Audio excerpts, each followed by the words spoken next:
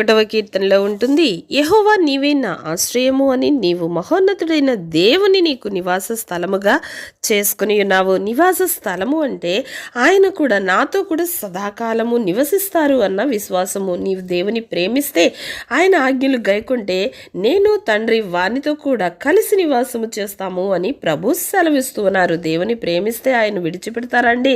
రోమా 8లో ఉంటుంది, దేవుని ప్రేమించు వారికి మేలు కలుగుటకై సమస్తమును సమకూడి జరిగించును అని. నీకు ఏది అనుకూలంగా లేదు వాటిని సమకూరుస్తారు.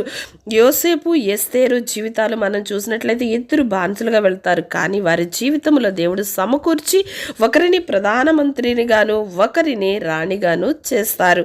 అలాగే నీ జీవితంలో ఇంకా నాకు ఇది జరగదు, ఇది కుదరదు, ఇది ఎలాగూ జరుగుతుంది అని నీవనుకుంటున్నావేమో, కానీ దేవుడు అనుకోవడం లేదు. నీ ప్రతి భారాన్ని ఆయన భరించి నీకు సమస్తాన్ని సమకూర్చి జరిగిస్తారు.